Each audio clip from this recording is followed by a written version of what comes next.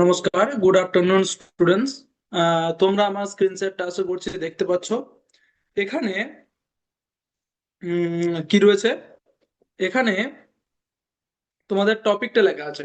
আজকে তোমাদের ক্লাসের টপিক কি সেটা লেখা আছে, অবস্থার পরিবর্তন ও নিন্তাপ, change of state and latent heat. এটা হচ্ছে আজকে তোমাদের ক্লাসের টপিক। তো এই ক্লাসের সরি এই টপিক সম্পর্কে যা যা জানা তোমাদের দরকার সেগুলো আজকে আমরা পড়বো বা আমি তোমাদেরকে পড়াবো, বোঝাবো। তাছাড়াও যদি কোনো রকম কিছু প্রশ্ন আসে সেটা কিন্তু অবশ্যই তোমরা আমাকে জিজ্ঞাসা করে নেবে। ঠিক আছে? ওকে। এখন আমরা কি করব? এখন আমরা একটা শিক্ষামূলক উক্তি পড়ে নেব। দেখি উক্তিটি কি রয়েছে তোমাদের জন্য। দেখো, উক্তিটিতে রয়েছে, বিজ্ঞান আমাদের চোখ খুলে দেয় এবং সত্যকে চিনতে শেখায়। এটা হচ্ছে উক্তিটি। যে কি না, বিজ্ঞান আমাদের চোখ খুলে দেয় এবং সত্যকে চিনতে শেখায়। এই উক্তিটিকে আমি তোমাদের ইংরেজিতেও একটু বলে দিচ্ছি। Science opens our eyes and teaches us to recognise the truth. এরপর এখানে এই উক্তিটি কেন দেওয়া হয়েছে বা এর পিছনে গভীর অর্থ কি রয়েছে সেটা একটু তোমাদেরকে আমি ব্যাখ্যা করে শোনাচ্ছি, ভালো করে শুনবে। বলছে, বিজ্ঞান মানে হলো চারপাশের জিনিসকে ভালো করে দেখা, বোঝা আর প্রশ্ন করা। তাহলে বিজ্ঞান মানে কি? না, বিজ্ঞান মানে হচ্ছে চারপাশে, আমাদের চারপাশে যেসব ঘটনা ঘটছে বা চারপাশে যেসব জিনিস রয়েছে সেগুলোকে ভালো করে দেখা, সেগুলোকে ভালো করে বোঝা এবং বুঝতে না পারলে সেগুলো দিয়ে প্রশ্ন জিজ্ঞাসা করা। এটা হচ্ছে বিজ্ঞান। আমরা কেন দিন ও রাত হয়, বৃষ্টি কেন পড়ে, গাছ কিভাবে বড় হয়, এসব প্রশ্নের উত্তর বিজ্ঞান আমাদের খুঁজে পেতে সাহায্য করে। ওকে। না, বলছে কেন দিন রাত্রি হচ্ছে, কেন বৃষ্টি পড়ছে, কেন গাছ বড় হচ্ছে, এসব প্রশ্নের উত্তর আমরা কোথা থেকে পাই? বিজ্ঞান পড়লে জানতে পারি। এটাই বলছে। বিজ্ঞান আমাদের শেখায় কোনো কিছু অন্ধভাবে বিশ্বাস না করে তার কারণ খুঁজতে। বিজ্ঞান আমাদেরকে কি শেখায়? না, কেউ কোনো কথা বললো সেটাকে চোখ বুজে বিশ্বাস না করে সেই কথাটাকে যাচাই করা, তার পিছনে কি লজিক আছে, ব্যাখ্যা আছে, সেটাকে জানা। সেটাই হচ্ছে বিজ্ঞান আমাদেরকে শেখায়। যেমন আকাশে বজ্রপাত হলে আমরা ভয় পাই, কিন্তু বিজ্ঞান জানায় এটি বিদ্যুতের কারণে হয়। যে বিদ্যুৎ কিন্তু আমাদের প্রত্যেকজনের বাড়িতে আছে, ইলেকট্রিসিটি। ঠিক আছে? তো এই বিদ্যুৎ হচ্ছে বজ্রপাত, যেটা আকাশে বাজ পড়া আমরা বলি। তাই আমরা সত্যটা জানতে পারি কিসের সাহায্যে? না, বিজ্ঞান পড়ার মাধ্যমে। ইংরেজিতে একটু বলে দিয়ে এটাই। Science means carefully observing, understanding, and asking questions about the things around us. Questions like why day and night happen, why it rains, and how plants grow. Science helps us find the answers. Science teaches us not to believe something blindly, but to look for the reason behind it. For example, when we see lightning in the sky, we may feel scared, but science explains that it happens because of electricity. This helps us understand the real truth. আরো বলছে, বিজ্ঞান আমাদের চোখ খুলে দেয়, যেটা লেখা আছে প্রথমের লাইনটা। এটার মানে হলো আমরা চারপাশের পৃথিবীকে নতুন ভাবে দেখতে ও বুঝতে শিখি। আমরা আমাদের চারপাশের পৃথিবীকে নতুন ভাবে দেখতে ও বুঝতে শিখি। আর সত্যকে চিনতে শেখায়, মানে হচ্ছে আমরা ভুল ধারণা বাদ দিয়ে সঠিক তথ্য গ্রহণ করি। এটাই বোঝাতে চেয়েছে। তাই বিজ্ঞান পড়লে আমরা আরো বুদ্ধিমান, সচেতন ও কৌতূহলী হয়ে উঠি। এটারও একটু ইংরেজিতে বলে দিচ্ছি। When we say science opens our eyes, it means we learn to see and understand the world in a new way. And when we say it teaches us to recognize the truth, it means we learn to accept correct information instead of wrong ideas. So, by learning science, we become smarter, more aware, and more curious. তাহলে আশা করছি তোমরা এই উক্তিটি ভালোভাবে বুঝতে পেরেছো।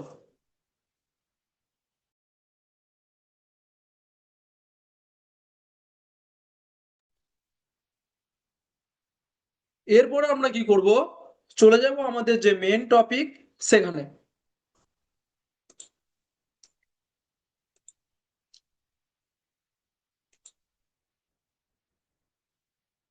দেখো main topic কি ছিল আবার মনে পড়িয়ে দিচ্ছি, অবস্থার পরিবর্তন ও লিনতা, change of state and latent heat. Next পেজে দেখবো কি রয়েছে। দেখো রয়েছে পদার্থের অবস্থা, স্টেটস অফ ম্যাটার। পদার্থ তিনটি অবস্থায় থাকে। Matter exist in three states.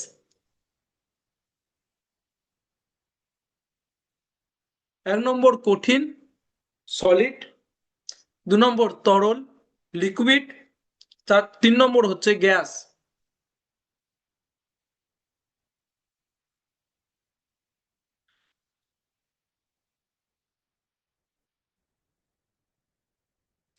তো পদার্থের অবস্থা তোমরা এখানে বুঝতে পারলে যে যে কোনো পদার্থ, তো পদার্থর তিনটে অবস্থা থাকে। একটা হচ্ছে কঠিন পদার্থ, দু নম্বর হচ্ছে তরল পদার্থ, আর তিন নম্বর হচ্ছে গ্যাসীয় পদার্থ। তাহলে পদার্থের হচ্ছে তিনটে অবস্থা, জানতে পারলে বুঝতে পারলে। নেক্সট আমরা চলে যাব, দেখি কি রয়েছে। অবস্থার পরিবর্তন, চেঞ্জ অফ স্টেট, যে কোন পদার্থ মানে অবস্থার পরিবর্তন হলে কিভাবে হয় এবং সেটাকে কি বলে সেটা জানবো। না, তাপের প্রভাবে এক অবস্থা থেকে অন্য অবস্থায় পরিবর্তন, change from one state to another due to heat. এক নম্বর কঠিন থেকে তরল, যখন কঠিন পদার্থ থেকে তরল পদার্থে পরিণত হবে তখন আমরা সেটাকে বলবো গলন, মেল্টিং। দু নম্বর বলছে যখন তরল পদার্থ থেকে কঠিন পদার্থে পরিণত হবে তখন সেটাকে বলছে জমাট বাঁধা, ফ্রিজিং। যখন তরল পদার্থ কঠিন পদার্থে পরিণত হবে তখন সেটাকে বলছে জমাট বাঁধা, ফ্রিজিং। তিন নম্বর বলছে তরল থেকে যখন গ্যাসে পরিণত হবে, তরল পদার্থ থেকে যখন গ্যাসীয় পদার্থে পরিণত হবে তখন সেটাকে বলছে ইভাপোরেশন, ইভাপোরেশন, বাষ্পীভবন। তারপরে বলছে গ্যাস থেকে যখন তরলে পরিণত হবে, গ্যাস থেকে যখন তরলে পরিণত হবে তখন সেটাকে বলছে ঘনীভবন, কন্ডেনসেশন। বুঝতে পেরেছো? তাহলে এখানে অবস্থার পরিবর্তন চার ধরনের তোমাদের দেওয়া আছে, যে তাপের প্রভাবে এক অবস্থা থেকে অন্য অবস্থায় পরিবর্তনই হচ্ছে অবস্থার পরিবর্তন, change from one state to another due to heat. Okay, এবং এই যে কঠিন থেকে তরল সেটাকে বলা হচ্ছে গলন, মেল্টিং। তরল থেকে কঠিন সেটা হচ্ছে জমাট বাঁধা, ফ্রিজিং। তরল থেকে গ্যাস সেটা হচ্ছে বাষ্পীভবন, ইভাপোরেশন। এবং গ্যাস থেকে তরল সেটা হচ্ছে ঘনীভবন, কন্ডেনসেশন। আশা করছি তোমাদের মনে থাকবে। নেক্সট, গলন ও জমাট বাঁধা কি, মেল্টিং এন্ড ফ্রিজিং কি সেটা এখানে দিয়েছে। বলছে গলন, গলন মানে হচ্ছে কঠিন থেকে তরলে পরিবর্তন, মেল্টিং সলিড টু লিকুইড। উদাহরণ দিয়েছে, উদাহরণ বলছে বরফ থেকে জলে পরিবর্তন, এক্সাম্পল আইস টু ওয়াটার, সেটা হচ্ছে গলনের উদাহরণ। 2 নম্বর বলছে জমাট বাঁধা বা ফ্রিজিং, না তরল থেকে কঠিনে যখন পরিণত হয় তখন সেটাকে বলা হচ্ছে ফ্রিজিং বা জমাট বাঁধা। ফ্রিজিং এর লিকুইড টু সলিড, উদাহরণ কি দিয়েছে না জল থেকে বরফ, ওয়াটার টু আইস। তাহলে বুঝতে পারলে গলন ও জমাট বাঁধা জিনিসটা কি। মেল্টিং অ্যান্ড ফ্রিজিং, না গলন হচ্ছে কঠিন পদার্থ যখন তরলে পরিণত হয় সেটা হচ্ছে গলন। সলিড টু লিকুইড, এটা হচ্ছে মেল্টিং। উদাহরণ হচ্ছে বরফ যখন ফ্রিজ থেকে বের করে রাখা হয় তখন সেটা জলে পরিণত হয়। এক্সাম্পল আইস টু ওয়াটার। আবার ফ্রিজিং কি না তরল থেকে কঠিন, লিকুইড টু সলিড। উদাহরণ কি না জল থেকে যখন বরফে পরিণত হয়, মানে একটা জলকে যখন ফ্রিজে রেখে দেওয়া হয় সেটা বরফে পরিণত হয়। ওয়াটার টু আইস, সেটা হচ্ছে জমাট বাঁধা বা ফ্রিজিং। বুঝে গেলে গলন ও জমাট বাঁধা প্রক্রিয়া কি। নেক্সট আমরা চলে যাব বাষ্পীভবন ও ঘনীভবন, ইভাপোরেশন অ্যান্ড কনডেনসেশন। বলছে বাষ্পীভবন কি এবারে। বাষ্পীভবন মানে হচ্ছে তরল থেকে গ্যাস, লিকুইড টু গ্যাস। উদাহরণ রোদে জল শুকানো, রোদে ভিজে জামা কাপড় দিলে ভিজে জামা কাপড়গুলো শুকিয়ে গেল, জলটা কোথায় গেল, ভিজে জামা কাপড়ে যে জল ছিল সেটা কোথায় গেল, সেটা সূর্যের তাপে বাষ্পে পরিণত হলো, এটা হচ্ছে বাষ্পীভবন। ওয়াটার ড্রাইং ইন সান, এটা হচ্ছে উদাহরণ। আর একটা বলছে নিচে ঘনীভবন, গ্যাস থেকে তরল, এটারই উল্টো, যখন গ্যাসকে তরলে পরিণত করা হয়, গ্যাস টু লিকুইড। উদাহরণ হচ্ছে ঠান্ডা গ্লাসে জলবিন্দু। যেমন কি হয়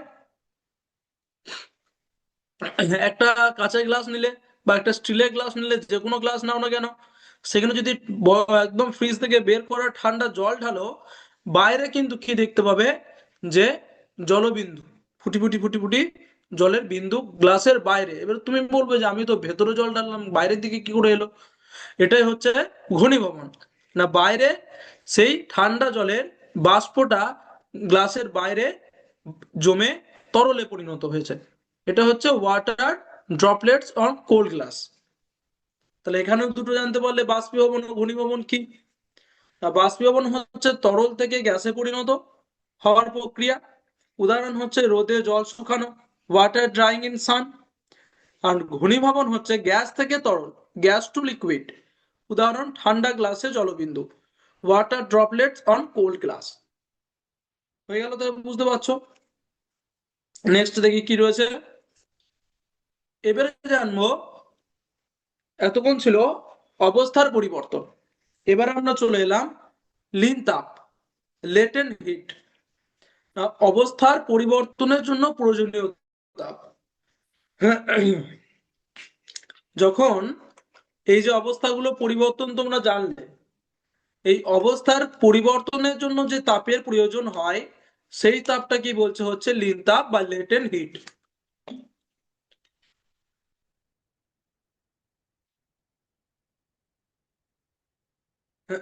hit required to change state. লিন তাপ কি করে, তাপমাত্রা পরিবর্তন হয় না, টেম্পারেচার রিমেন্স কনস্ট্যান্ট। অর্থাৎ লিন তাপে তাপমাত্রা কোন রকম কিছু পরিবর্তন হয় না, আর তাপ শোষিত বা নির্গত হয়। Heat is absorbed or released. লিন তাপে হয় তাপ শোষিত হয় বা তাপ নির্গত হয়, এটা হচ্ছে লিন তাপ।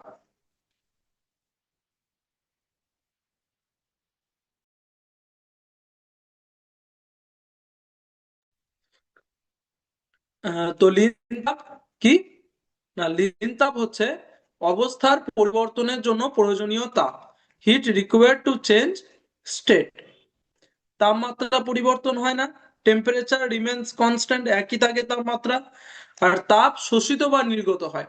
তাপমাত্রা মানে জানো আর তাপ মানে তোমরা জানো, সেটা বলছি না, দুটো কিন্তু আলাদা বিষয়। তো তাপ শোষিত বা নির্গত হয়, heat is absorbed or release. তাহলে লিন তাপ কিছুটা হলো বুঝতে পেরেছো। নেক্সট দেখি কি রয়েছে। নেক্সট রয়েছে লিন তাপের প্রকারভেদ, টাইপস অফ লেটেন্ট হিট। দু ধরনের লিন তাপ এখানে দিয়েছে। একটা হচ্ছে গলনের লিন তাপ, latent heat of fusion, solid to liquid, যখন কঠিন থেকে তরলে পরিণত হয় সেটাকে বলছে গলনের লিন তাপ। আর বাষ্পীভবনের লিন তাপ, latent heat of vaporisation, liquid to gas, যখন তরল থেকে গ্যাসে পরিণত হয়। একটা হচ্ছে কঠিন থেকে তরলে পরিণত হয় যখন, সেটাকে গলনের লিন তাপ। আর একটা হচ্ছে যখন তরল থেকে গ্যাসে পরিণত হয়, সেটা হচ্ছে বাষ্পীভবনের লিন তাপ।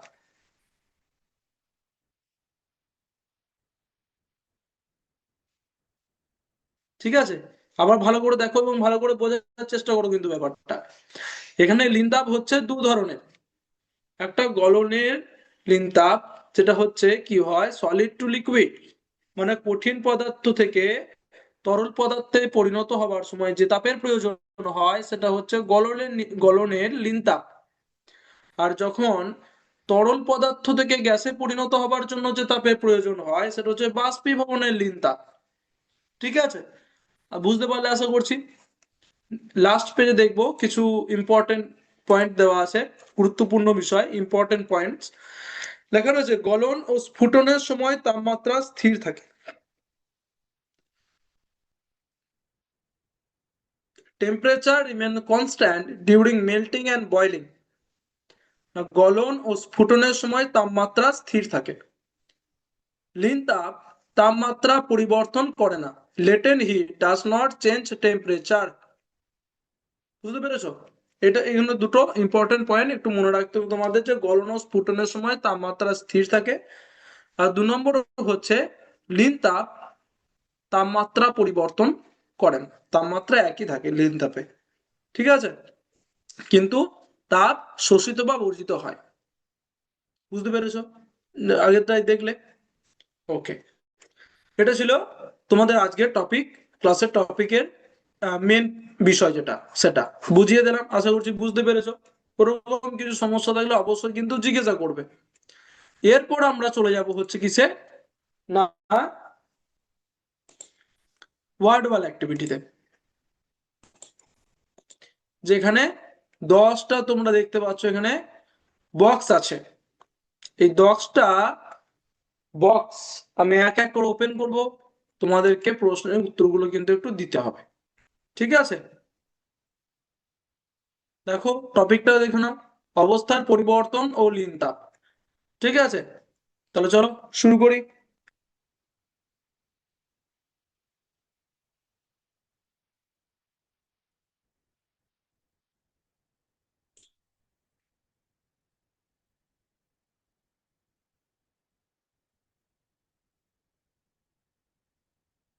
চলো, তাহলে প্রথমে আমরা কোন বক্সটা ওপেন করবো বলো তো? প্রথমে আমরা ওপেন করব হচ্ছে 2 নম্বর বক্সটা। দেখি কি প্রশ্ন আসছে তোমাদের জন্য। প্রশ্ন এসছে, বাষ্প থেকে জল হওয়া হলো dash, the process of turning steam into water is dash. Option A গলন, মেল্টিং। অপশন বি ঘনীভবন, কন্ডেনসেশন। বাষ্প থেকে জলে পরিণত হওয়া।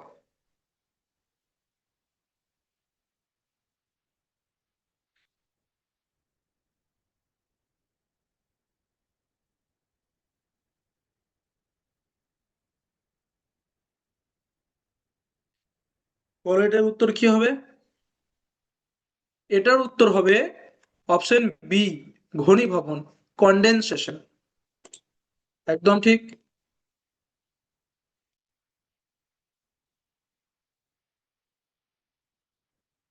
এরপর আমরা কোনটা ওপেন করবো বলো তো? এরপর আমরা ওপেন করবো 5 নম্বরেরটা। দেখি ওপেন করে দেখি কি আসছে প্রশ্ন। প্রশ্ন এসছে, পদার্থের 3টি প্রধান অবস্থা কি? What are the 3 main states of matter? Option A কঠিন বাষ্প বরফ, solid vapour ice. Option B কঠিন তরল গ্যাস, সলিড লিকুইড গ্যাস।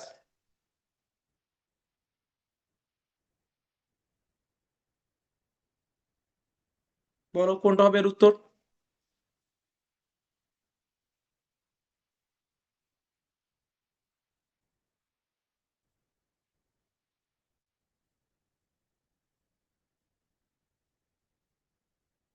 বলো দেখি কোনটা হবে এর উত্তর?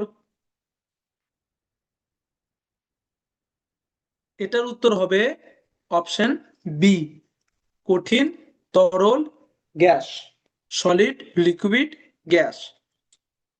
একদম ঠিক।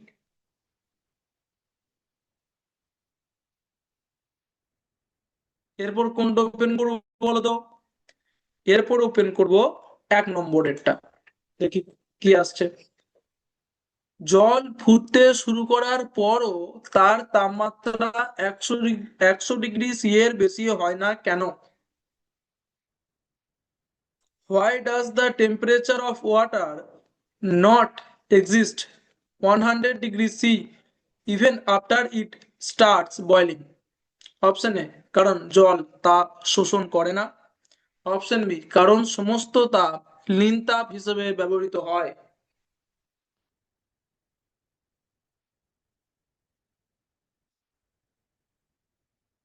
বলো কোনটা হবে এর উত্তর, একটু বুদ্ধি খাটিয়ে বলবে।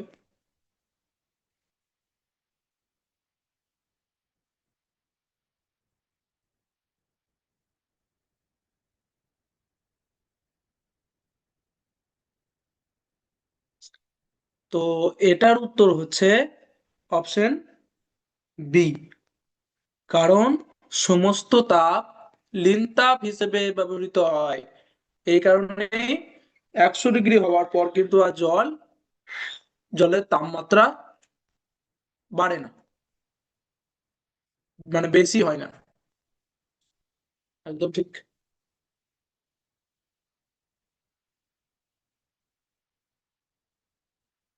এরপর আমরা কোনটা ওপেন করবো বলো তো?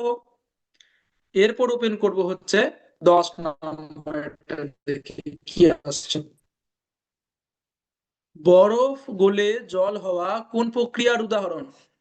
What is an example of a process where ice melts into water? Option A বাষ্পীভবন, ইভাপোরেশন। অপশন বি গলন, মেল্টিং। বরফ গলে জল হওয়া। কোনটা হবে উত্তর?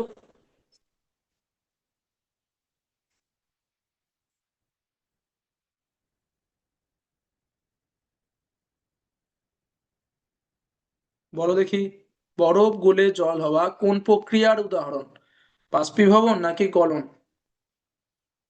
এটার উত্তর হচ্ছে অপশন বি, গলন, মেল্টিং। একদম ঠিক।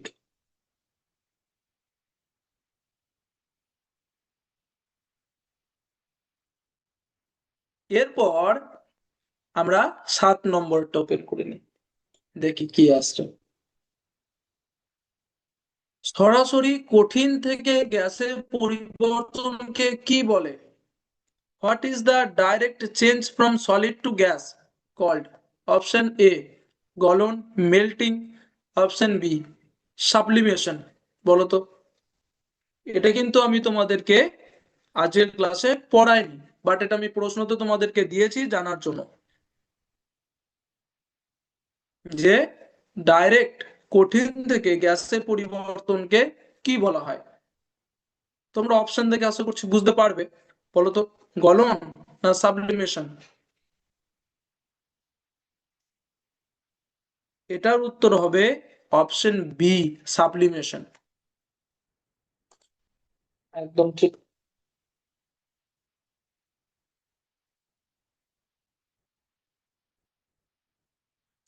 এরপর আমরা ওপেন করে নিই 3 নম্বরেরটা। বলছে 1 কেজি বরফকে 0 ডিগ্রি সি তাপমাত্রায় জল করতে প্রয়োজন প্রায় কত তাপ? অপশন এ না অপশন বি? বলতো, অপশন এ না অপশন বি?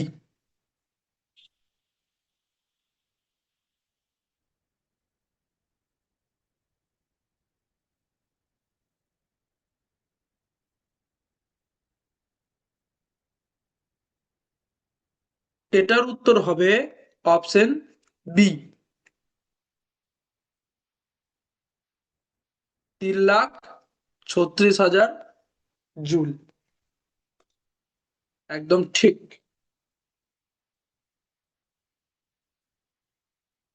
এরপর আমরা খুলে নিই 9 নম্বরেরটা। কি প্রশ্ন রয়েছে? ঘামে কেন শরীর ঠান্ডা লাগে? অপশন এ, ঘাম বাষ্পীভূত হয়ে লিনতাপ গ্রহণ করে। অপশন বি, ঘাম ত্বককে ধুয়ে দেয়। দুটোর মধ্যে কোনটা হবে বলো তো? খুব সহজ প্রশ্ন।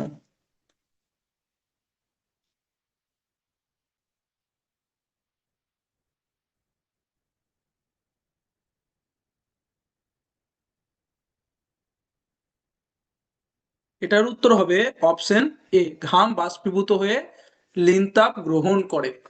একদম ঠিক।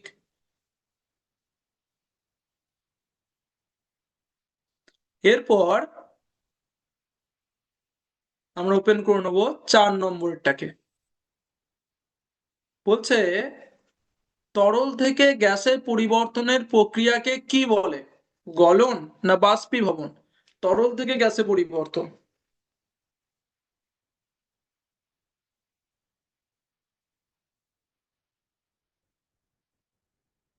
তো এটার উত্তর হচ্ছে অপশন বি, বাষ্পীভবন, ইভাপোরেশন। তরল থেকে গ্যাসে পরিবর্তন। একদম ঠিক।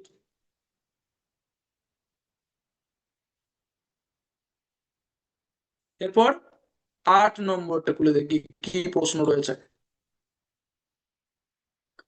0 ডিগ্রি সি তাপমাত্রায় বরফ গলে জলে পরিণত হতে যে তাপ লাগে তাকে কি বলে? অপশন এ, গলনাঙ্ক, মেল্টিং পয়েন্ট। অপশন বি, লিন তাপ, লেটেন্ট হিট। বলো তো, অপশন এ না অপশন বি?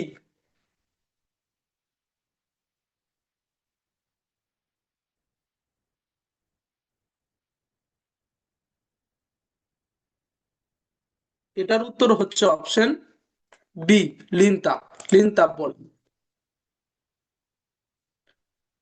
লাস্ট 6 নম্বরটা ওপেন করে নি, দেখি কি রয়েছে। গলনের সময় কোনটি অপরিবর্তিত থাকে? অপশন এ, আয়তন। অপশন বি, তাপমাত্রা।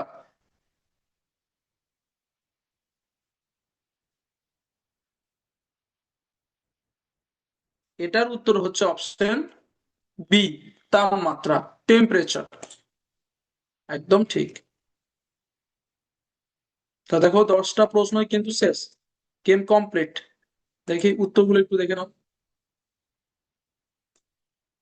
দেখো প্রত্যেকটা উত্তরই কিন্তু তোমরা সঠিক দিয়েছো, তার মানে তোমরা ক্লাসটাও খুব ভালোভাবে করেছো। এরপর আমরা কি করব? এরপর আমরা করব হচ্ছে ডিকটেশন। ডিকটেশন তোমরা জানো কিভাবে করতে হয়।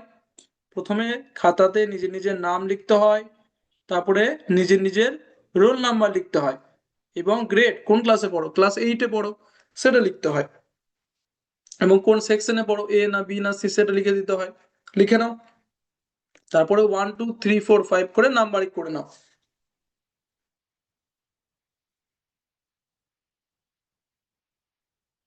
তো আমি বলছি, 1 নম্বরটা লেখো বাংলায় লিন তাপ, ইংরেজিতে লেটেন্ট হিট। বাংলায় লিন তাপ, ইংরেজিতে লেটেন্ট হিট।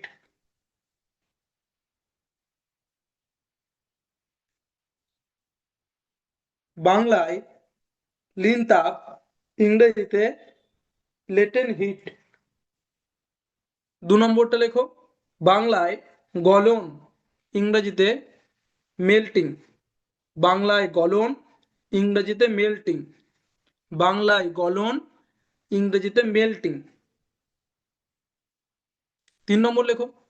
3 নম্বর হচ্ছে বাংলায় বাষ্পীভবন, ইংরেজিতে ইভাপোরেশন। বাংলায় বাষ্পীভবন, ইংরেজিতে ইভাপোরেশন। বাংলায় বাষ্পীভবন, ইংরেজিতে ইভাপোরেশন। 4 নম্বরেরটা লেখো বাংলায় ঘনীভবন, ইংরেজিতে কনডেনসেশন। বাংলায় ঘনীভবন, ইংরেজিতে কনডেনসেশন। বাংলায় ঘনীভবন, ইংরেজিতে কনডেনসেশন। 5 নম্বর মানে লাস্টেরটা লেখো বাংলায় স্ফুটন, ইংরেজিতে বয়লিং, বাংলায় স্ফুটন, ইংরেজিতে বয়লিং, বাংলায় স্ফুটন, ইংরেজিতে বয়লিং।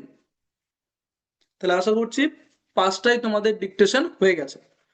তোমাদের টিচার্সদের বলবে তোমাদের খাতাগুলোর ফটো তুলে আমাদের হোয়াটসঅ্যাপ গ্রুপে পাঠিয়ে দেওয়ার জন্য। তাহলে আশা করছি তোমরা ক্লাসটা বুঝতে পেরেছো, ভালো লেগেছে। কোনো রকম কিছু ডাউট থাকলে অবশ্যই কিন্তু সেটা জিজ্ঞাসা করে নেবে। আজকের ক্লাস এতটাই অবধি। Thank you. জয় বিদ্যা শক্তি, জয় ভারত, জয় হিন্দ।